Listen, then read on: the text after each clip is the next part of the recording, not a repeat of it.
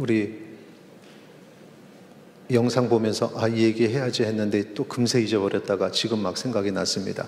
영상 보시면은 우리 수고한 선생님들 계셨고, 또 특별히 처음에 이렇게 있었던 이 아이들 그림, 만화 그림이라 해야 되나요? 데코레이션이라 해야 되나요?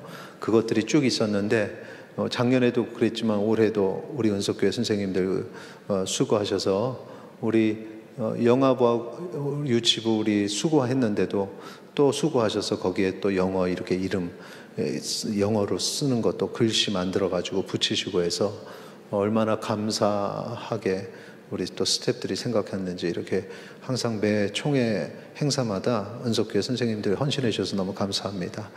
자, 디모데 전후서, 지난번에 디모데 전서 했고 오늘 디모데 후서 2장 말씀 나누는데, 디모데 전후서는 사도 바울이 디모데에게 좋은 사역자가 되기를 바라는 마음에서 쓴 편지입니다. 그래서 이 디모데 전후서를 목회 서신이다 라고도 얘기를 합니다. 이렇게 영어를 다루는 데 있어서 사명을 감당하라는 내용이죠. 목적은, 이 목회 서신을 주는 목적은 좋은 사역자가 되라는 것입니다. 좋은 사역자. 이 좋은 사역자가 되는 것은 디모데에게만 주어진 사명은 아닙니다. 우리에게도 주어진 사명입니다. 왜냐하면 우리에게 주어진 바로 미션 1090 때문이죠. 미션 1090이 무슨 뜻입니까? 10대에서부터 90대까지 모든 이가 주의 사명자, 또 10대에서부터 90대까지 평생 동안 주의 사명자. 여기서 10대에서 90대라는 이 나이의 의미는 그냥 전 세대, 전 시간, 우리의 모든 삶을 그냥 그렇게 상징적으로 나타내는 거죠. 뭐 10대 미만은 아니다. 그건 아닙니다. 여기에 모든 이가 주의 사명자다. 평생 동안 우리는 주의 사명자다 할 때 사명자는 사명을 받은 자입니다. 근데 사명을 받으면 그때부터 그 사람은 어떤 사람이냐면 주님의 일을 감당하는 사역자가 되는 겁니다. 그래서 사명이 주어졌다는 걸 강조하면은 사명자가 되는 거고, 그 사명을 내가 가서 일을 한다라는 그 부분에 강조가 되면 사역자가 되는 거죠. 그러니까 우리는 좋은 사명자, 좋은 사역자가 되어야 된다라는 것입니다.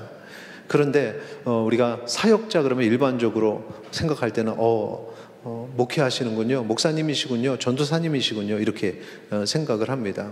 그런데 사실은 여기서 말하는 것은 사역자라는 그 의미 안에 목회자뿐만 아니라 또 하나의 의미가 있는데 종이라는 의미입니다. 종. 사도 바울이 그 고백을 합니다. 고린도후서 4장 5절 보시죠. 같이 읽겠습니다. 우리는 우리를 전파하는 것이 아니라 오직 그리스도 예수의 주 되신 것과 또 예수를 위하여 우리가 너희의 종된 것을 전파함이라. 아멘. 자, 복음을 전하는 사람이죠. 그리스도 예수의 주되심을 전하는 사람, 뭐 설교자라 할 수도 있고 복음 증거자라고도 할 수 있고 전도자라고도 할 수 있는데, 그 다음에 보니까 우리가 너희의 종된 것을 또 전파한다 그랬습니다. 우리가 너희의 종이 되었다. 그러니까 지금 사역자로서 바울은 우리가 목회자요, 그러니까 목양을 하는 목회자요, 복음 증거자일 뿐만 아니라 종이다라고 얘기를 합니다. 이 종의 사명은 예수님이 우리에게 주셨죠. 예수님이 요한복음 13장 14절에 보면 내가 주와 또는 선생이 되어 너희의 발을 씻었으니 할 때 발을 씻기는 이 행위가 종이 하는 행위다. 많이 들으셨을 겁니다.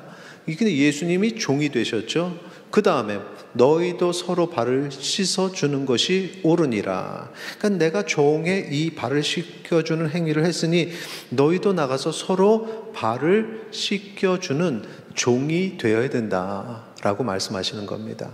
여기서 말하는 종이라는 것은 뭐 특별한 사람들, 사도들만이 아니라 모든 이에게 주어진 사명이라는 것입니다. 그래서 우리는 종이 되어야 한다는 사실을 기억하시기 바랍니다. 하나님의 명령입니다. 주님의 말씀입니다. 종이 되어야 된다. 그래서 여기서 말하는 종이 좋은 사역자다.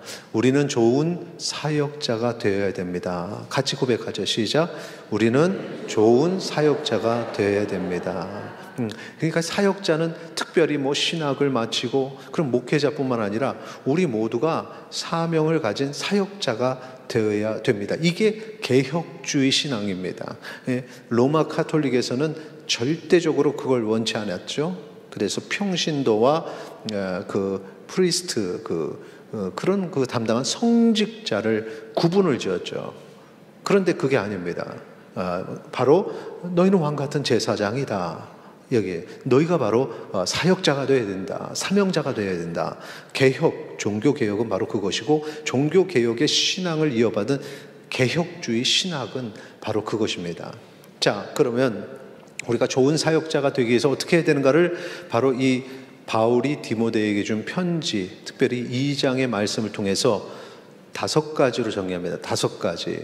내가 이 모습을 갖춰야 된다 이겁니다. 첫째, 좋은 사역자의 모습. 첫째는 스승입니다. 스승이 되어야 된다. 누군가를 가르쳐야 된다는 거죠. 그러니까 우리가 흔히 들을 때는 나는 그냥 교회 와서 성경 공부 배우는 사람, 목사님이 가르쳐 주시고 우리는 배운다. 그리고 끝, 이게 아니라 내가 배운 바를 함께 나누는 것, 누군가에게 전달하는 것, 이게 중요하다는 거죠. 들었으면 가서 전해야 된다. 그래서 여기서 스승이 쓰이는 겁니다. 디모데후서 2장 2절 같이 읽겠습니다. 또 내가 많은 증인 앞에서 내게 드는 바를 충성된 사람들에게 부탁하라. 그들이 또 다른 사람을 가르칠 수 있으리라. 아멘. 이 개념이 뭐냐면 우리가 예수 그리스도를 통해서 12 제자 사도들이 나오고 그 다음에 사도들의 제자들이 나오고 더 제자들이 나오고, 물론 이제 예수님이 그 사도들 12 제자만 양성한 건 아니죠. 예수님이 복음을 전하는 자리에 항상 복음을 받고 예수님을 믿은 사람들을 뭐라고 표현했냐면 제자라는 표현을 썼습니다. 제자. 그래서 120문도도 그렇고 나중에 500여 제자들 거기서 다 나오죠. 그러니까 예수님의 말씀을 들은 자들은 다 제자가 돼요. 너희는 가서 땅끝까지 가서 뭐라 했냐면 제자를 삼아라 라고 얘기하죠. 그러니까 예수님이 제자를 삼은 자들이 또 나가서 제자를 삼아야 된다. 이게 피라미드 구조입니다. 피라미드 구조. 그래서 점점 제자가 확장이 되는 거죠. 이 주님의 말씀의 원리가 바로 이 피라미드 구조로 제자가 제자를 양성하는 것인데, 이걸 이제 이용하는 사람들이 피라미드 기업들이 이제 그걸 사업에 이용해가지고 불리고 사람을 불리는데, 현실적으로는 가능하지 않은 제안들을 하다가 나중에는 이제 사고가 나는 경우들이 참 많습니다. 그래서 이 피라미드 조직에 들어가면 그 조직 자체가 이 기독교의 성경의 원리를 나쁘게 이렇게 끌어온 겁니다.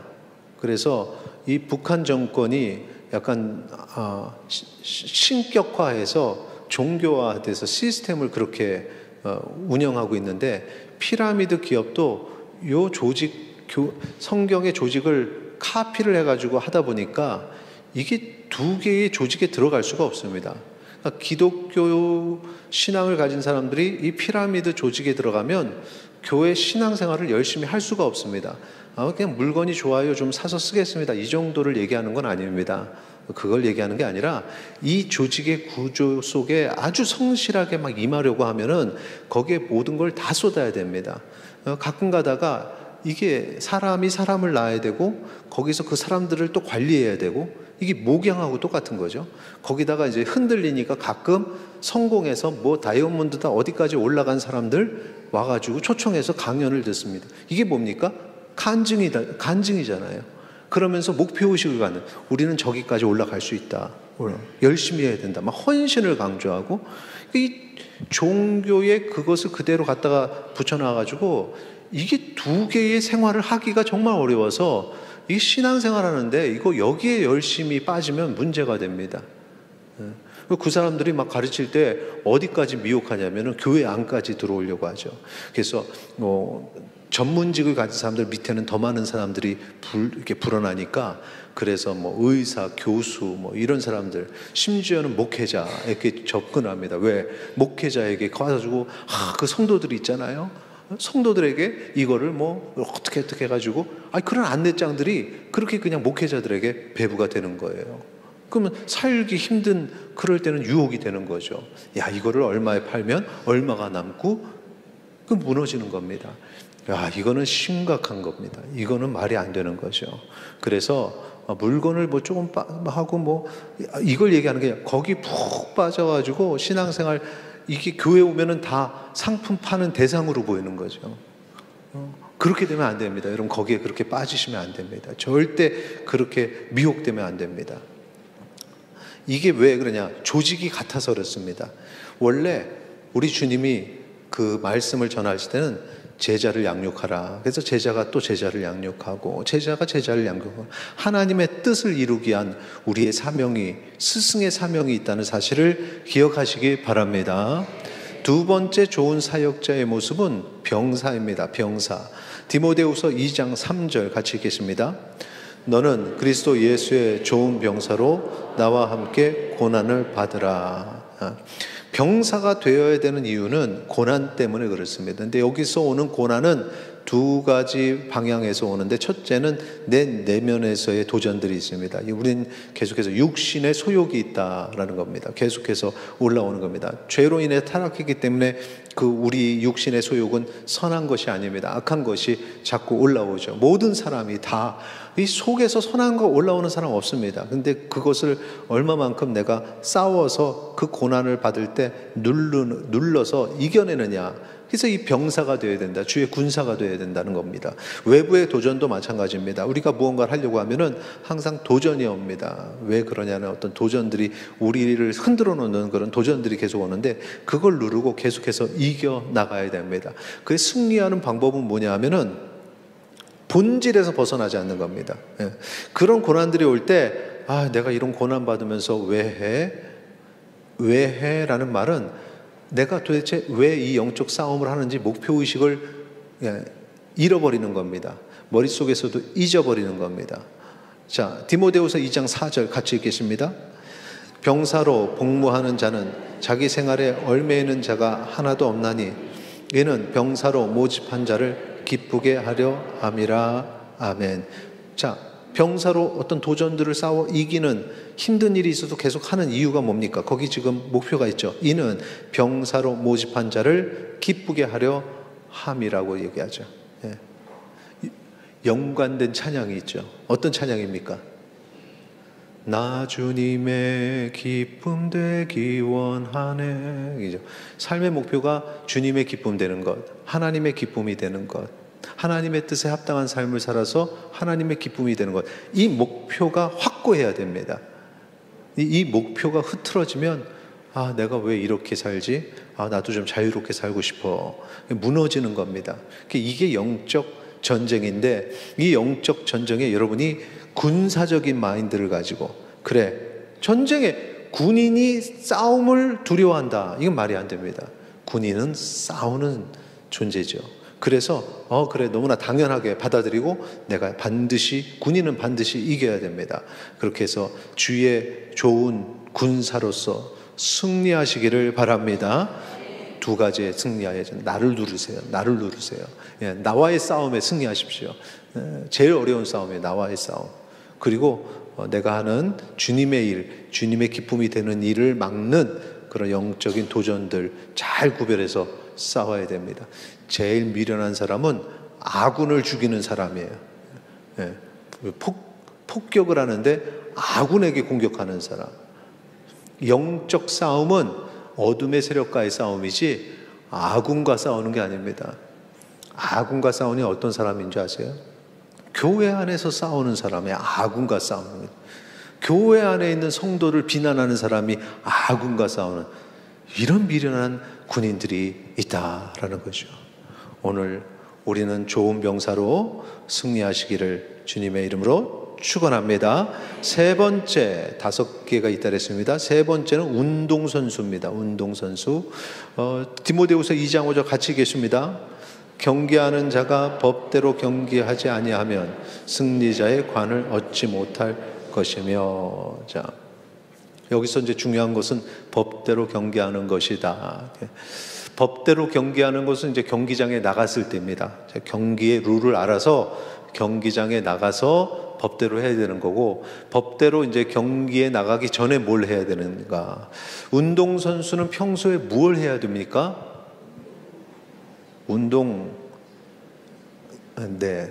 운동선수는 운동을 해야죠. 그걸 운동선수가 운동하는 걸 뭐라고 합니까? 훈련이라고 하죠. 훈련. 그래서 훈련은 매일매일에 반복되는 겁니다. 정말 지겹습니다. 아침에 일어나서 하는 일 운동이에요. 훈련이죠. 매일매일 그걸 버텨내야 됩니다. 뭐 점심에 쉬고 그 다음에 또 하고, 저녁 때 또 내가 부족하다 하면 개인 운동을 하고, 매일매일 합니다. 이게 힘든 이유가 있습니다. 힘든 이유가 있는 게, 공부는 내가 이만큼 공부하고 특별히 무슨 갑자기 어려운 문제가 나왔다든가, 아니면은 내가 컨디션이 안 좋아서 또 전날 너무 공부를 그냥 막 잠을 안 자고 해가지고 정신이 없어서, 이런 특별한 경우가 아니면 공부는 내가 습득한 만큼 점수로 수치로 나옵니다. 근데 10점 맞던 사람이 갑자기 90점을 맞는 건 없습니다. 뭐 90점은 너무해도 10점 맞던 사람이 갑자기 40점을 맞는 거 없습니다. 10점에서 20점대, 30점대 이렇게 천천히 올라가는 게 눈에 보입니다. 그냥 일반적인 상황은 그렇습니다. 특별히 그 해는 어려웠어 뭐 이런 거 말고.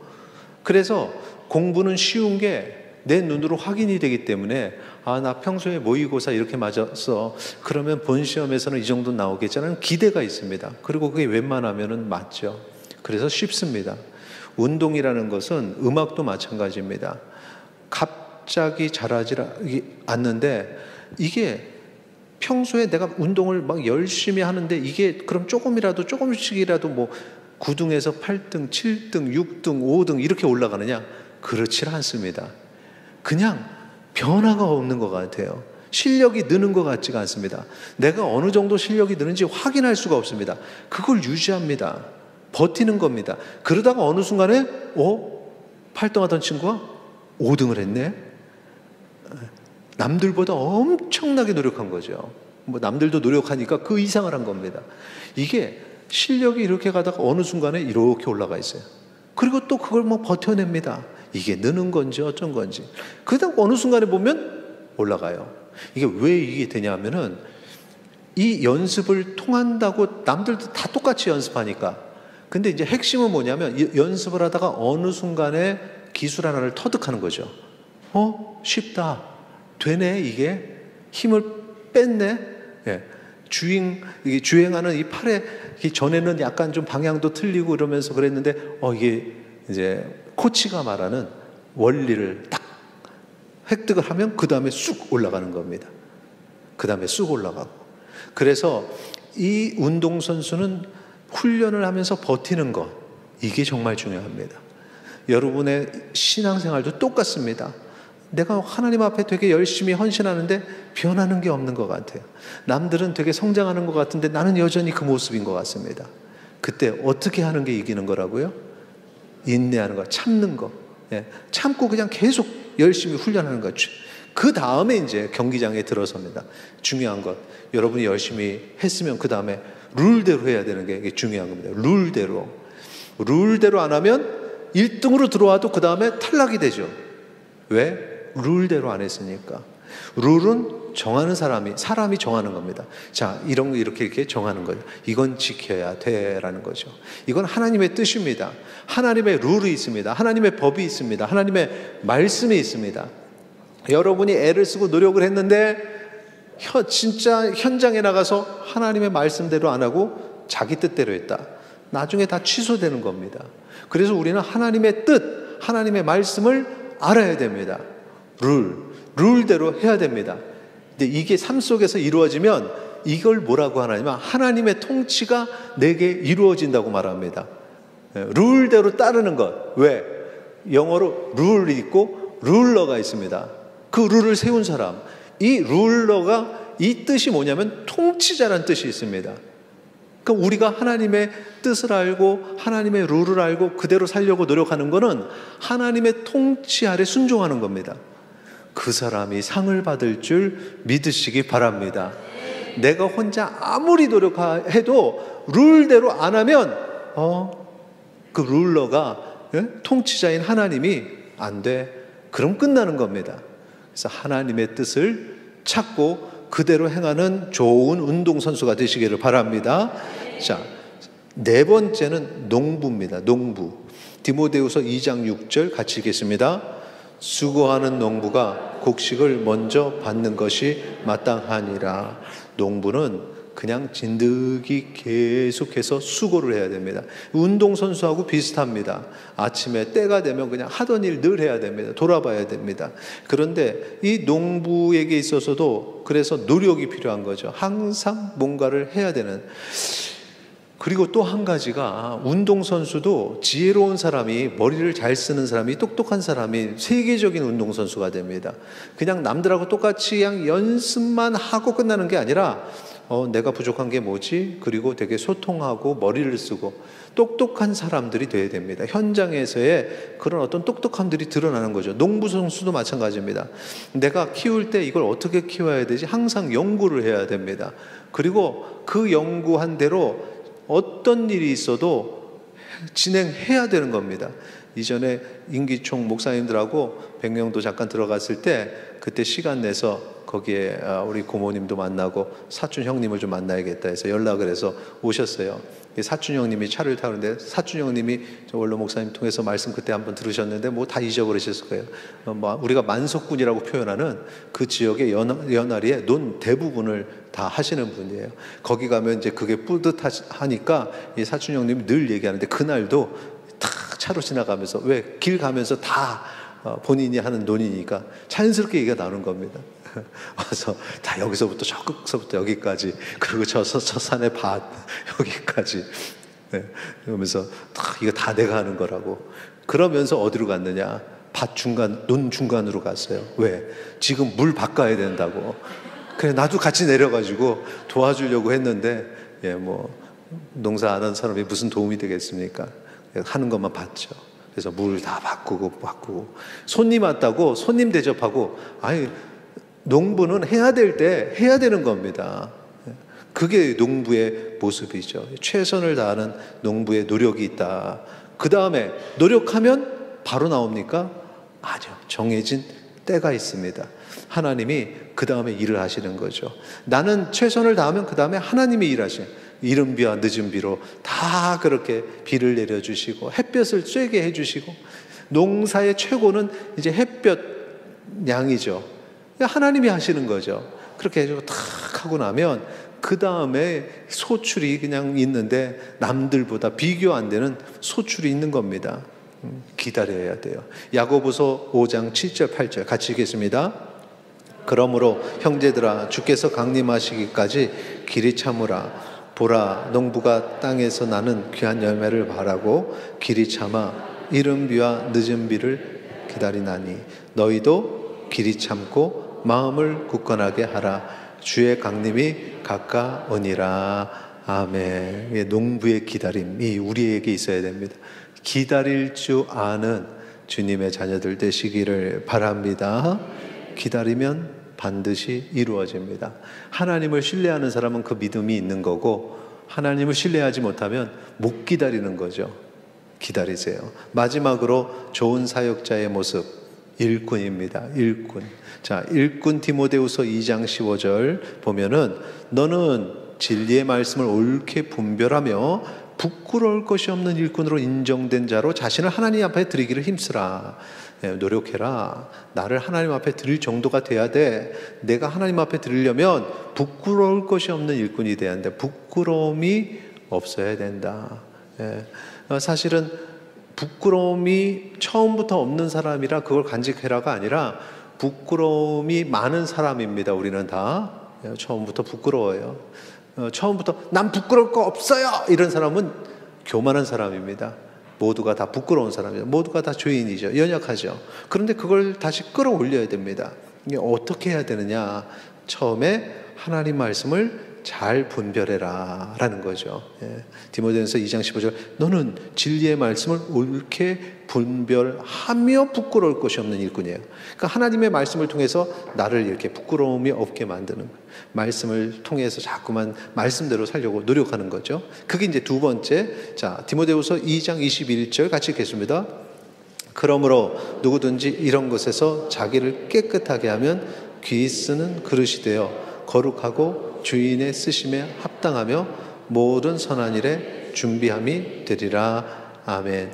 그릇이 있습니다. 그런데 귀히 쓰임 받는 그릇은 어떤 그릇이라고요? 깨끗한 그릇. 깨끗한 그릇. 그 말은 무슨 뜻이냐면 귀히 쓰임 받지 못하는 그릇들은 어떻다는 겁니까? 더럽다는 겁니다. 그러니까 원래가 다 더러운 겁니다. 다 더러워요. 깨끗한 그릇이 없습니다. 다 더러워요. 이 인간의 타락이죠. 죄진 거죠.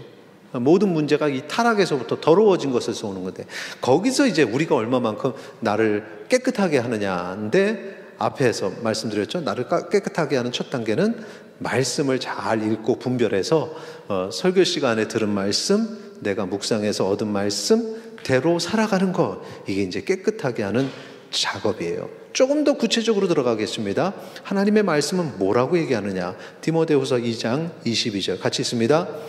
또한 너는 청년의 정욕을 피하고 주를 깨끗한 마음으로 부르는 자들과 함께 의와 믿음과 사랑과 화평을 따르라. 아멘. 믿음과 사랑과 화평, 거기에 이제 미래에 대한 소망, 이게 교회의 특징이었죠. 건강한 교회의 특징. 데살로니가 교회가 그랬죠. 우리 같이 나눴습니다. 그런 사람들, 주를 깨끗한 마음으로 부르려고 노력하는 사람들, 이 성도님들이에요. 교회.